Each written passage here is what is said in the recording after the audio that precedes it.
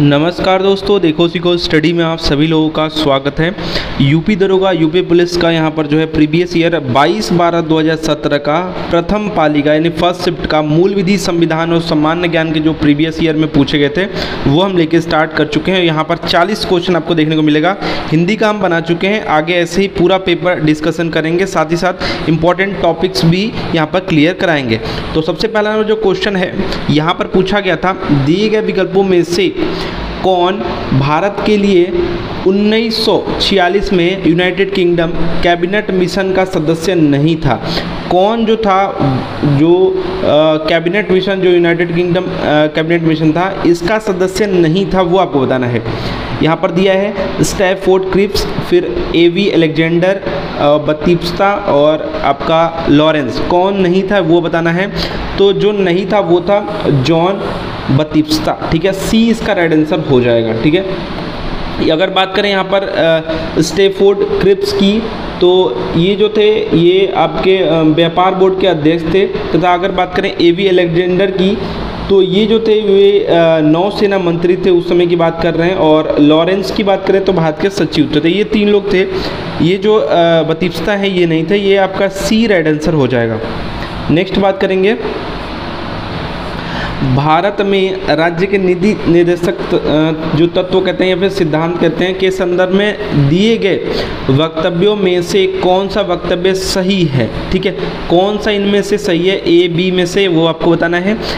दिया है ए में, ये सिद्धांत समाजवादी विचारधारा पर आधारित हैं, ठीक है। बी में बताया जा रहा है इनमें जनमत का सार निहित है और इनका उद्देश्य है जनता की इच्छाओं को प्रतिफलित करना। अब यहाँ पर दिया है ए में कि ए बी दोनों सही हैं, या बी में बोला है ए बी दोनों नहीं, मतलब दोनों गलत हैं। सी में बोल रहा है कि केवल बी सही है और डी में बोल रहा है केवल ए सही है। जिन लोगों को समझ में आ रहा है बता सकते हैं।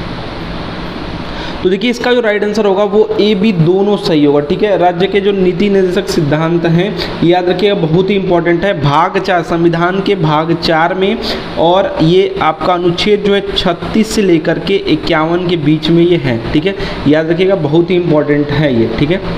ये दोनों सही है, यानी कि ये सिद्धांत जो है समाजवादी विचारधारा पर आधारित है और इनमें जो है जनमत का सार निहित है। मतलब जन का मत, मतलब कि जितने सारे मतलब लोग जो हैं इनका कैसा मत है उस पर ये, इस पर इसका सार है, ठीक है। इनका उद्देश्य है जनता की इच्छाओं को प्रतिफलित करना। समझ रहे हैं? चलिए नेक्स्ट क्वेश्चन देख लेते हैं। नेक्स्ट क्वेश्चन पूछा गया था जो पेपर में, रेल बजट के संदर्भ में निम्नलिखित में से कौन सा जो है वक्तव्य सही है? उसी तरह जैसे वो था, ठीक है। इसमें बोला गया है ए में, भारतीय रेल का बजट संसद में अलग से प्रस्तुत किया जाता है और इसे अलग से निपटाया जाता है। वर्ष जो है आपका 2015 तक की बात किया, ठीक है।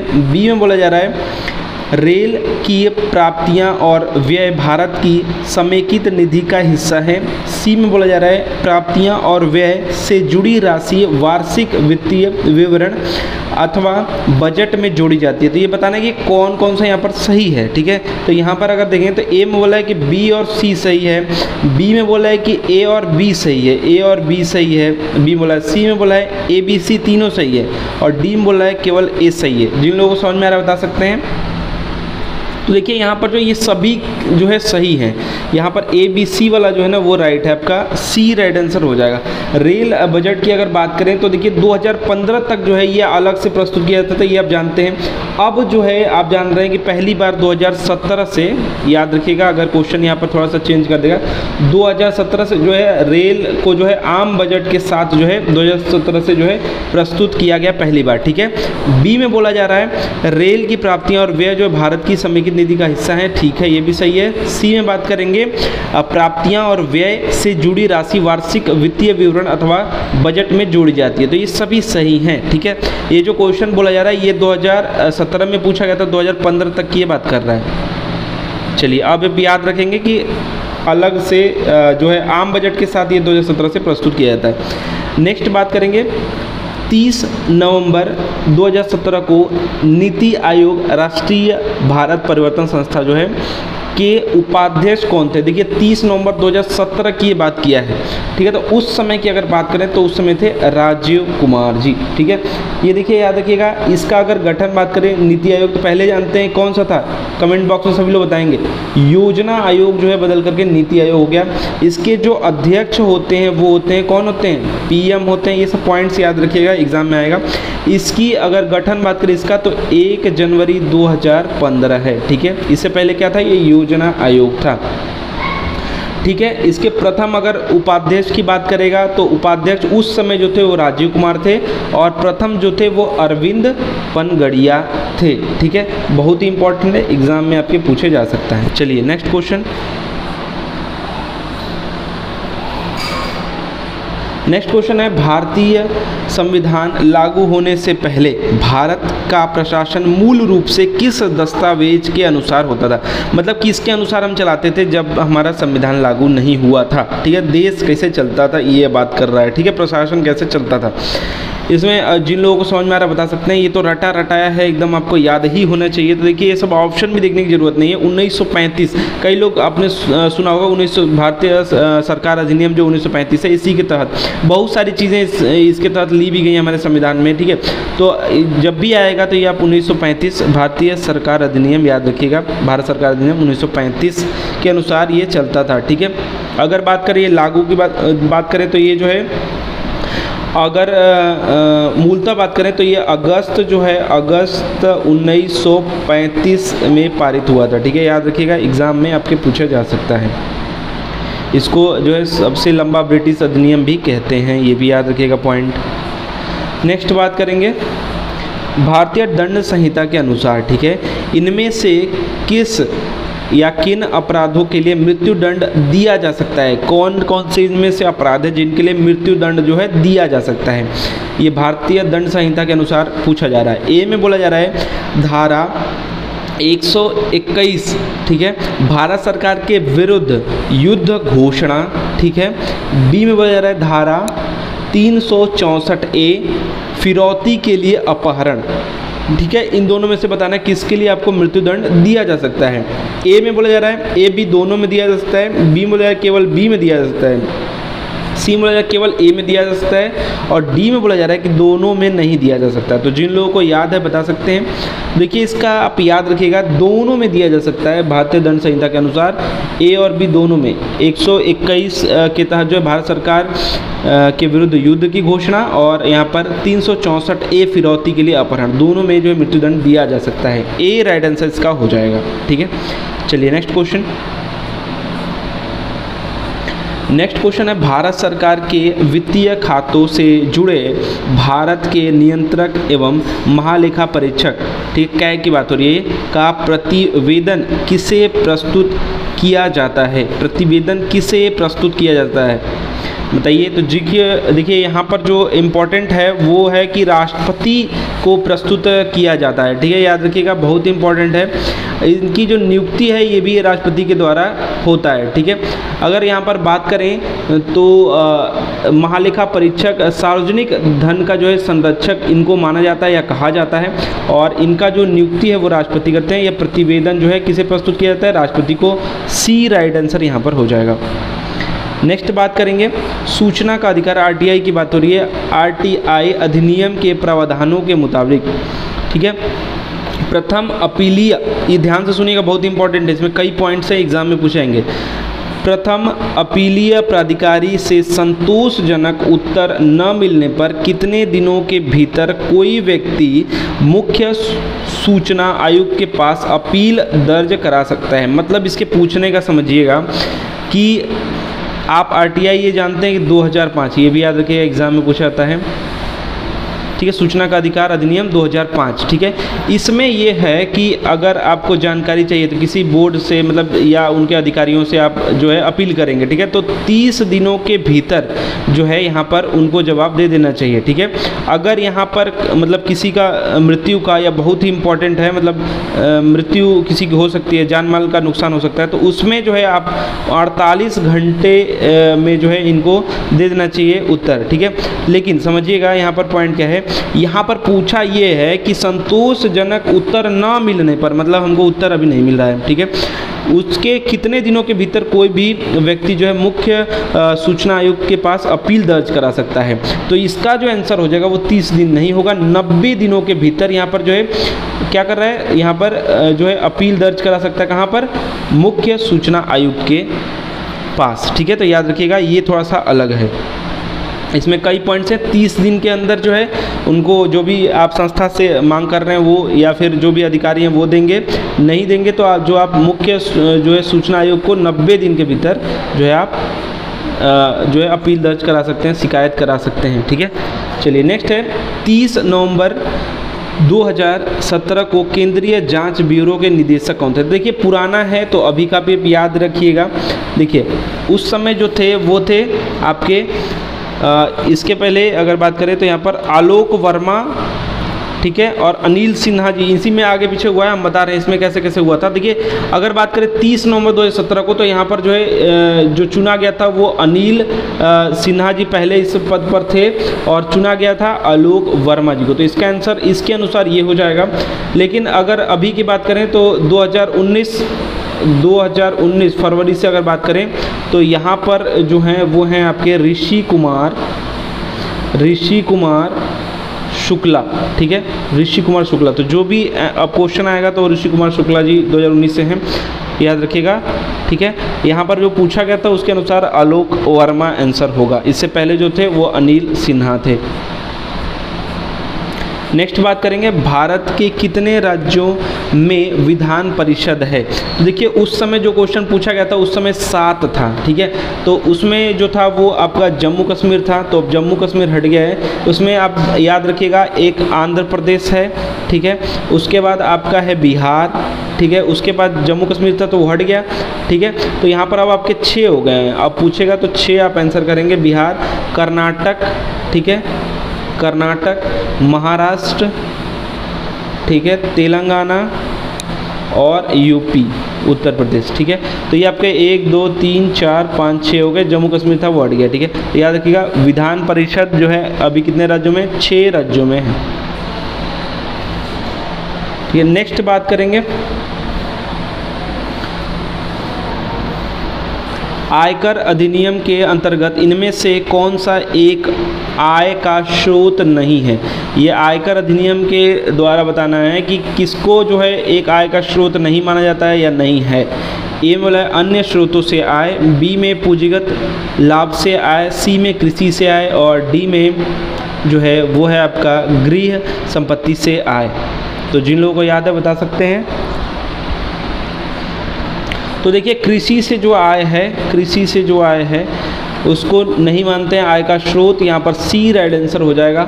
आयकर अधिनियम के तहत जो है कृषि से आय का स्रोत नहीं माना जाता है, अन्य सभी इसके तहत आते हैं। और ये 1961 भारत में आयकर निर्धारण का जो कानून बनाया गया था इसका अधिनियम है ये। और अधिनियम याद रखिएगा 1 अप्रैल 1962 से प्रभाव में आया है, ठीक है, याद रखेंगे। नेक्स्ट क्वेश्चन है बेरोजगारी के एक प्रकार को क्या कहते हैं जिनमें कई लोगों के कार्यरत होने पर भी उत्पादकता कम होती है? तो ये अधिकतर जो होता है वो आपका किस में होता है, उसको क्या कहते हैं ये आपको बताना है।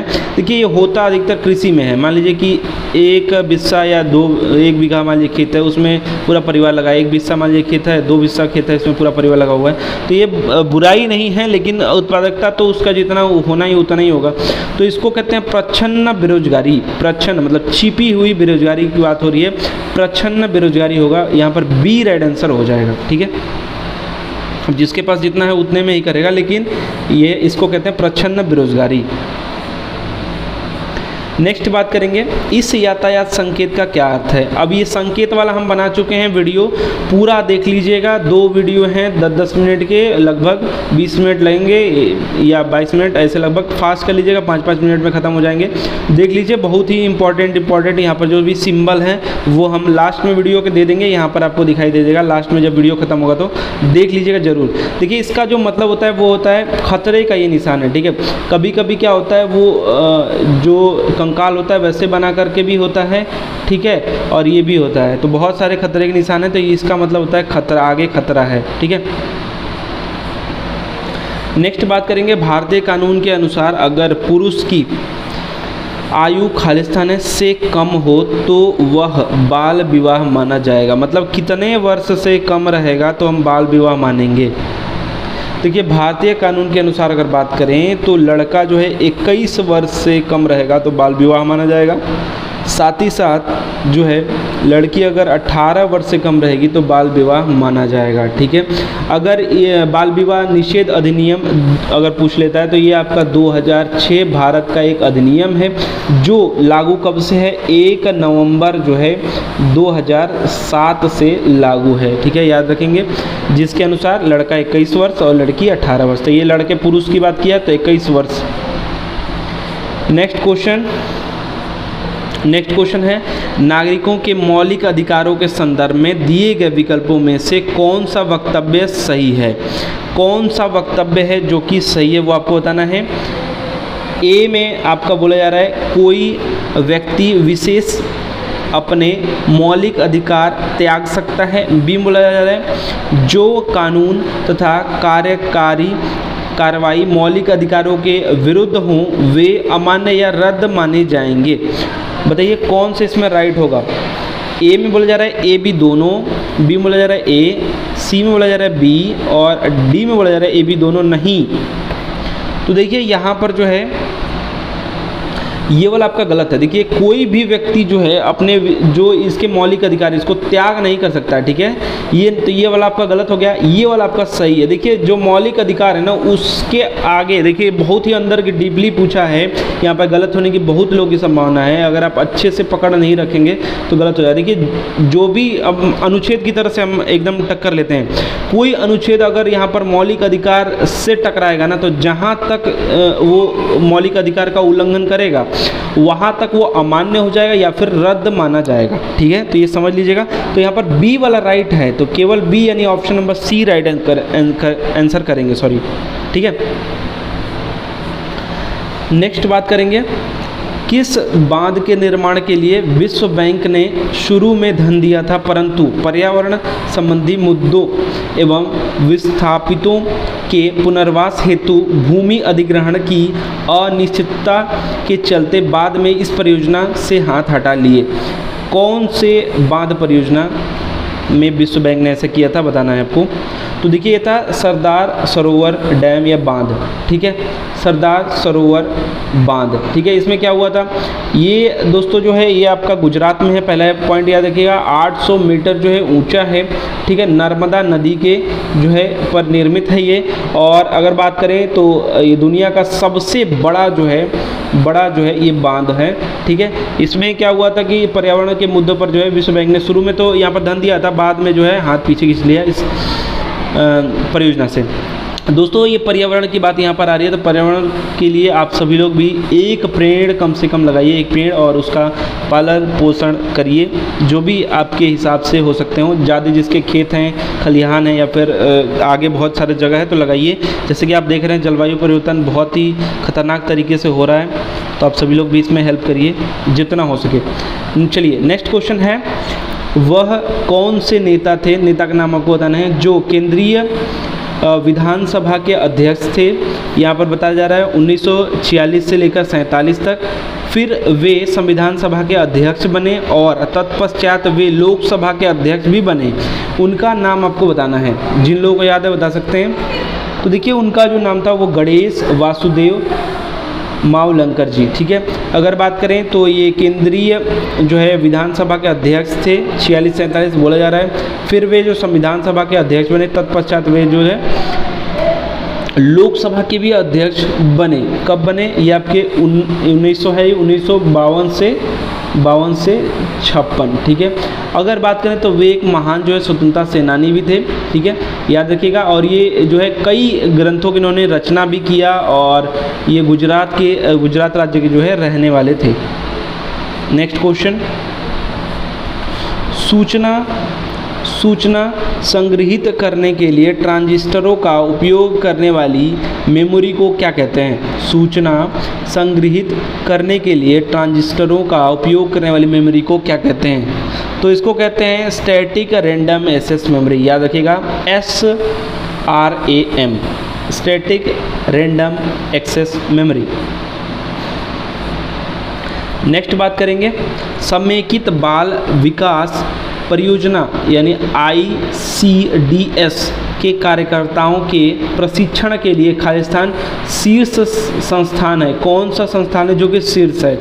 इसके अलावा क्या लिखा है? इसके अलावा बाल अधिकार एवं महिलाओं की तस्करी की रोकथाम पर प्रशिक्षण देने के लिए यह दक्षिण एशियाई क्षेत्रीय सहयोग संगठन सार्क जो है देशों की ये प्रमुख संस्था भी है। तो वो कौन सा विभाग है, कौन सा आयोग है, कौन सा संस्था है, बताइए।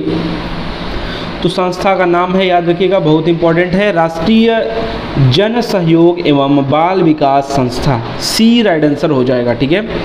ये क्या क्या चीज़ है इसमें?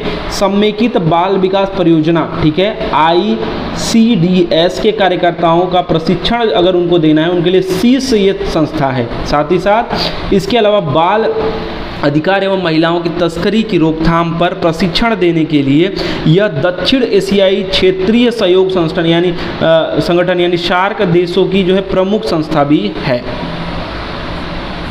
नेक्स्ट बात करते हैं 29 जुलाई 2016 को करबी थाईलैंड में संपन्न हुए भारत थाईलैंड सैन्य अभ्यास को क्या कहा जाता है? देखिए यहाँ पर पूछा है तो इसको आपको ये याद रखना है कि अब जो भी सैन्य अभ्यास हुए हैं 2019, 2020 ये सब याद रखेंगे क्योंकि जान रहे हैं कि यहाँ पर कोरोना काल चल रहा है, थोड़ा पीछे का भी पूछ सकता है। 2021 ये तीनों में आप जो भी इम्पोर्टेंट है वो देख लीजिएगा। तो यहाँ पर क्या कहा जाता है उनको? तो देखिए उनको कहा जाता है मैत्री, ठीक है। यहाँ पर बोला है 29 जुलाई 2016, 2017 में एग्जाम हुआ है, 2016 का पूछा है।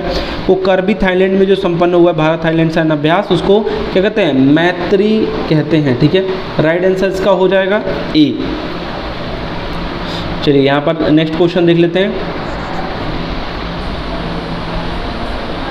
नेक्स्ट क्वेश्चन है किसके तत्वाधान में दिल्ली के मुख्यमंत्री शपथ ग्रहण करते हैं? दिल्ली के जो मुख्यमंत्री हैं उनको शपथ ग्रहण कौन कराता है, ऐसा भी पूछ लेगा। तो ये करते हैं आपके उपराज्यपाल, दिल्ली के उपराज्यपाल के तत्वाधान में जो है दिल्ली के मुख्यमंत्री जो हैं शपथ ग्रहण करते हैं।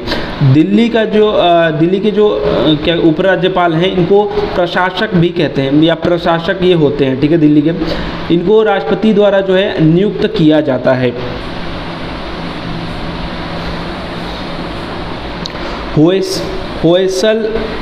होयसलेश्वर जो मंदिर है कर्नाटक में स्थित है, ये कर्नाटक में कहाँ स्थित है ये आपको बताना है।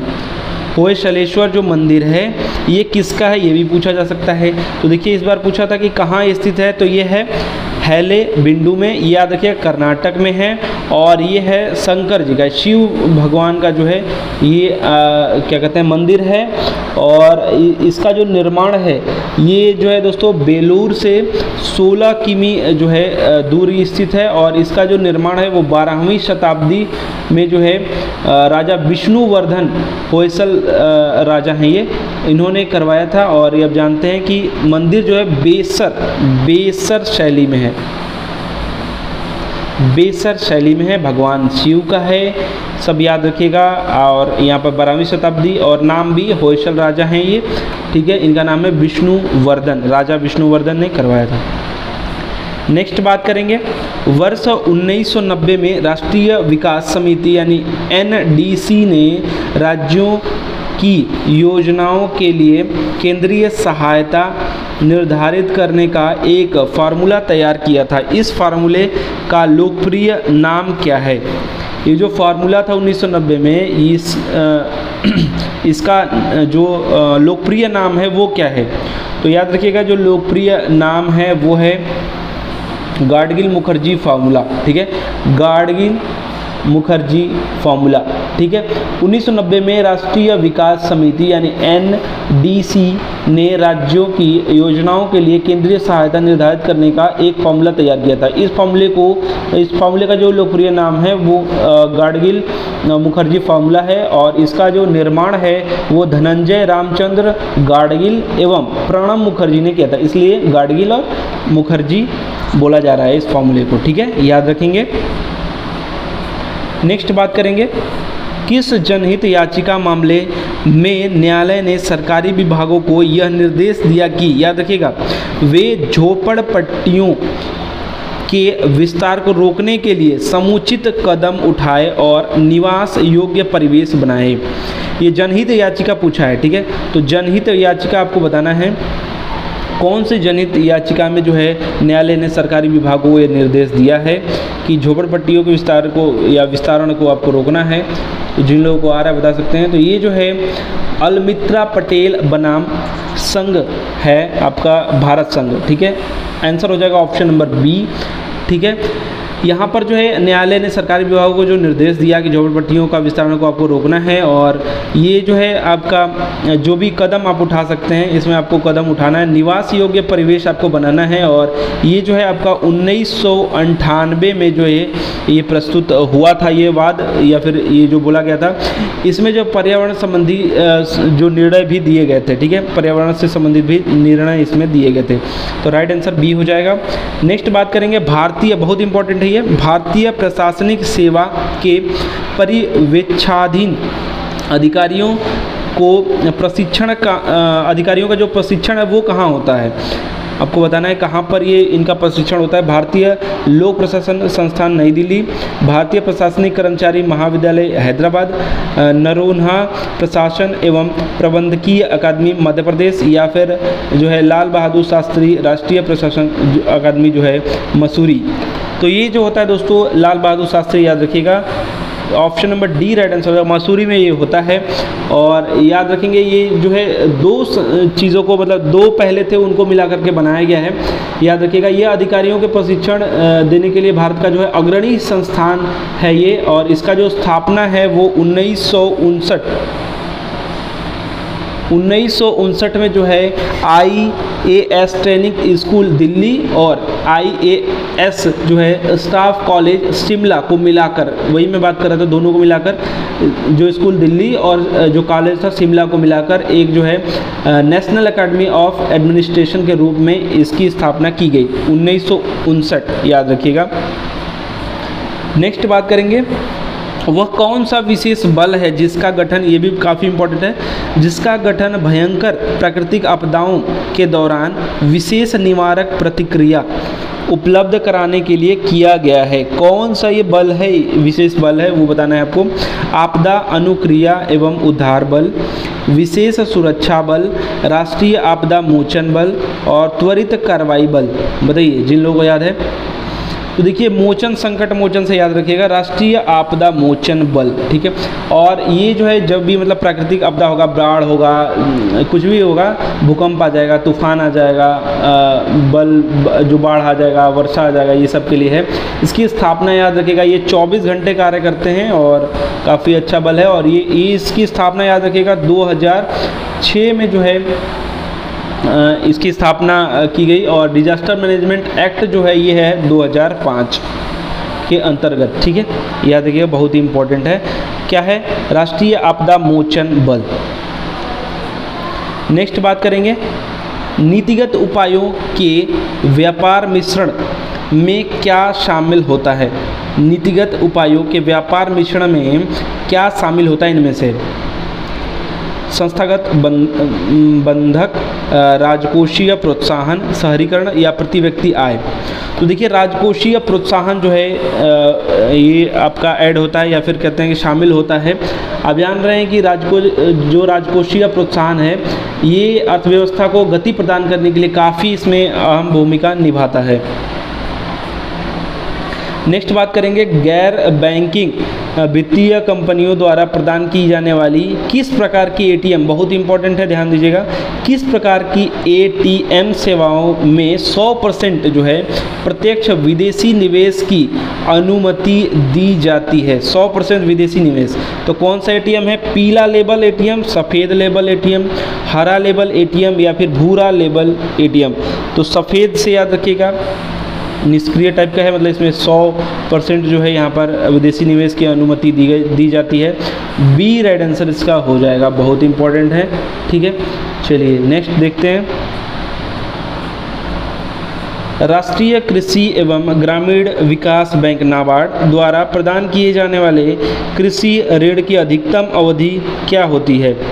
जो नाबार्ड है कृषि ऋण जो दे रहा है, इसकी अधिकतम अवधि क्या होती है, ये आपको बताना है। तो नाबार्ड जो भी ये दे रहा है ऋण, ठीक है, इसका जो अवधि होता है अधिकतम, याद रखिएगा 15 वर्ष होता है, 15 वर्ष। ठीक है, चलिए नाबार्ड की स्थापना याद रखिएगा, बहुत इंपॉर्टेंट है, 22 जुलाई 1982, मुंह से निकल गया 22। नेक्स्ट बात करेंगे, किसी मशीन अथवा नेटवर्क संसाधन को उन लोगों के लिए अनुपबंध कर देना जो उस तक पहुंचने की कोशिश कर रहे हैं, उसे क्या कहते हैं? जैसे AOL, याहू या अन्य किसी व्यावसायिक नेटवर्क का उपलब्ध जो है हो जाना, उसको क्या कहते हैं? तो उसको दोस्तों कहते हैं denial of service. Denial of service, ये हैकर जो काम करते हैं इस पे पूछा जा रहा है। ठीक है, डिनायल ऑफ सर्विस मतलब वो कोई और जो है उस पर यूज़ नहीं कर पाएगा या वो थोड़ी देर के लिए रोक देते हैं, ये हैकर्स काम करते हैं। ठीक है, नेक्स्ट बात करेंगे, कौन सा खनिज मांसपेशियों और तंत्रिका तंत्र को सक्रिय और नियंत्रित करता है? इनमें से कौन सा खनिज है जो तंत्रिका तंत्र को सक्रिय और नियंत्रित करता है? लोहा, मैग्नीशियम, जिंक और फास्फेट। तो देखिए इसका जो राइट आंसर हो जाएगा मैग्नीशियम। बी राइट आंसर हो जाएगा। मैग्नीशियम जो है ये जो है तंत्रिका तंत्र को सक्रिय और नियंत्रित करता है। नेक्स्ट बात करेंगे, बुलेट प्रूफ वस्त्र बनाने के लिए कौन सी सामग्री का प्रयोग किया जाता है या फिर प्रयोग में आता है? बताइए कौन सी सामग्री जो है वो प्रयोग में आता है बुलेट प्रूफ जो है बनाने के लिए, वस्त्र बनाने के लिए? तो याद रखिएगा स्पेक्ट्रा जो है ये प्रयोग में आता है। डी राइट आंसर हो जाए, स्पेक्ट्रा। तो देखिए यहाँ पर जो है स्पेक्ट्रा जो है ये आता है, साथ ही साथ और भी दो हैं, याद रखिएगा। स्पेक्ट्रा से जो ये बुलेट प्रूफ जो बनाया जाता है वो एक हनीवेल नाम की कंपनी है वो बना रही है, वो नाम याद रखिएगा। ये जो बुलेट प्रूफ वस्त्र होते हैं, कपड़े जो होते हैं, और दो और आपके स्पेक्ट्रा के अलावा दो और हैं तत्व जो सामग्री हैं वो यूज़ होते हैं, डाइनीमा और एक और है एरामीड। ठीक है, इसका भी नाम अगर ऑप्शन में आता है तो याद रखिएगा एरामीड और डाइनीमा। ठीक है, चलिए नेक्स्ट क्वेश्चन है, बनिहाल रेलवे सुरंग कहाँ स्थित है? बनिहाल रेलवे जो सुरंग है वो कहाँ पर स्थित है? प्रीवियस ईयर में पूछा गया था। तो ये जो है आपका जम्मू कश्मीर है, पीर पंजाल रेंज में। ठीक है, तो रेंज यहाँ पर दिया था, कौन सा रेंज? तो याद रखिएगा बी राइट आंसर हो जाएगा, पीर पंजाल रेंज। ठीक है, यहाँ पर अगर निर्माण की बात करें तो ये आपका 26 जून जो है 2013 में, और अगर परिसंचालन की बात करें तो 27 जून जो है 2013 को शुरू हो गया। ठीक है, जम्मू कश्मीर राज्य में ये है। ठीक है, ये आपका बनिहाल कस्बे से उत्तर में हिमालय पर्वत से निकलती है। नेक्स्ट क्वेश्चन, 21वें भारतीय विधि आयोग के अध्यक्ष कौन हैं? 21वें भारतीय विधि आयोग के अध्यक्ष कौन है? तो देखिए उस समय जैसा समय चलेगा उसके हिसाब से पूछेगा। तो उस समय जो है यहाँ पर जो आंसर हो जाएगा वो हो जाएगा आपका जस्टिस बलबीर सिंह चौहान जी। ठीक है, ये 15 मार्च जो है 2000 2016 को जो है केंद्र सरकार ने उन्हें इस पद पर जो है नियुक्त किया। इसके पूर्व मतलब इससे पहले जो था वे कावेरी नदी जल विवाद न्यायाधिकरण के अध्यक्ष थे और मई 2009 से 2014 तक जो है ये इसके बीच में जो है ये उच्चतम न्यायालय के न्यायाधीश भी रह चुके हैं। तो याद रखेंगे जस्टिस बलबीर सिंह चौहान जी। नेक्स्ट बात करेंगे, निम्नलिखित में से कौन सा विषय राज्य सूची के अंतर्गत आता है? इनमें से कौन सा है जो कि राज्य सूची के अंतर्गत आता है? तो जिन लोगों को याद है बता सकते हैं। तो देखिए आपने सुना होगा कि शराब बंद हो गया ऐसे कुछ, तो जो नशीला पेय पदार्थ है इस पर टैक्स लगाना हो या फिर जो है इसका टैक्स बढ़ाना हो, घटाना हो या फिर जो है बंद करना हो, जैसे बिहार में बंद है, तो ये सब जो है राज्य के अंतर्गत आता है। ठीक है, तो बी राइट आंसर यहाँ पर हो जाएगा। नेक्स्ट बात करेंगे, किस ऐतिहासिक मामले में उच्चतम न्यायालय ने यह कहा कि कोई भी अविवाहित माँ बच्चे के पिता को बिना सूचित किए और पिता का परिचय दिया बिना जो है बच्चे की एकमात्र अभिभावक बनने का आवेदन प्रस्तुत कर सकती है। लाइट कट गया है इसलिए प्रॉब्लम हो रही है। तो यहाँ पर जो है ये कौन से ऐतिहासिक मामला में ऐसा जो है न्यायालय ने कहा था, उच्चतम न्यायालय ने कहा था कि कोई भी अविवाहित माँ जो है जो शादी नहीं हुआ है उन बच्चे का जो एकमात्र अभिभावक बन सकती है पिता का बिना नाम बताए, बिना परिचय बताए। तो कौन सा ये मामला था ये आपको बताना है। तो जिन लोगों को आ रहा है बता सकते हैं, थोड़ा फास्ट करेंगे। तो ये आपका हो जाएगा ABC बनाम राष्ट्रीय राजधानी क्षेत्र दिल्ली NCT। ठीक है, याद रखिएगा ए राइट आंसर हो जाएगा। ये जो है निर्णय, ये भी याद रखिएगा, निर्णय 6 जुलाई जो है 2015 को निर्णय ये हुआ था। ठीक है, याद रखेंगे ईसाई धर्म की एक महिला थी, उनके लिए ये जो है निर्णय आया था। नेक्स्ट बात करेंगे, जल निकायों में निम्नलिखित में से किन पोषक तत्वों में वर्धित स्तर के कारण अति पोषण होता है? बताइए, जल निकायों में से किन पोषक तत्वों में वर्धित स्तर के कारण अति पोषण होता है? तो ये जो होता है ये होता है फास्फेट के कारण, फास्फेट बी राइट आंसर हो जाएगा। ठीक है, अब देखेंगे इससे क्या होता है कि जो भी इसके तहत जो भी जल में फास्फेट युक्त डिटर्जेंटों जो साफ सफाई करते हैं, उर्वरकों तथा मल जल की अधिकता हो जाती है, जिससे जलाशयों में शैवाल की अतिशय वृद्धि तथा ऑक्सीजन की कमी हो जाती है। मतलब उसमें शैवाल बहुत ही ज़्यादा काई की तरह हरे हरे जो है हो जाते हैं। नेक्स्ट बात करेंगे, भारतीय संविधान का कौन सा अनुच्छेद यह कहता है राज्य देश के पर्यावरण के संरक्षण एवं संवर्धन का और वन तथा वन्य जीवों की रक्षा करने का प्रयास करेगा? किस अनुच्छेद में ये कहा गया ये आपको बताना है। तो देखिए, जो भी हमारे वन हैं या फिर वन्य जीव हैं इनका रक्षा करेगा या इसका प्रयास करेगा, ये अनुच्छेद कहा गया किसमें? ये अनुच्छेद 48 के ए में, राज्य की नीति निर्देशक तत्वों में ही आएगा ये, तो उसी में ये कहा गया है। ठीक है, आप लोग भी पेड़ का और जीव जंतुओं का रक्षा करें, पोषण करें। चलिए नेक्स्ट क्वेश्चन बात करेंगे, किसके तत्वाधान में भारत का राष्ट्रपति शपथ ग्रहण करता है? किसके तत्वाधान में भारत के जो राष्ट्रपति हैं वो शपथ ग्रहण करते हैं, ये आपको बताना है। तो याद रखिएगा, बहुत इंपॉर्टेंट है ये, भारत के मुख्य न्यायाधीश। ऑप्शन नंबर आपका बी राइट आंसर हो जाएगा। इनके ये दिलाते हैं शपथ या फिर इनके तत्वाधान में राष्ट्रपति जो है शपथ ग्रहण करता है। लास्ट क्वेश्चन, 40वां क्वेश्चन, टर्फ रॉक जो है किसका ये जो है उदाहरण है, ये आपको बताना है। टर्फ रॉक जो है, चट्टान जो है, ये किसका उदाहरण है? तो ये है अग्निमय चट्टानों का उदाहरण, ठीक है। अग्निमय चट्टानों का ये उदाहरण है। यह जो है बहिर्भर्ती जो है ये अग्नेय चट्टान होती हैं, ठीक है, याद रखिएगा, बहुत इंपॉर्टेंट है। इनका जो निर्माण है वो ज्वालामुखी प्रतिक्रिया से होता है, ठीक है।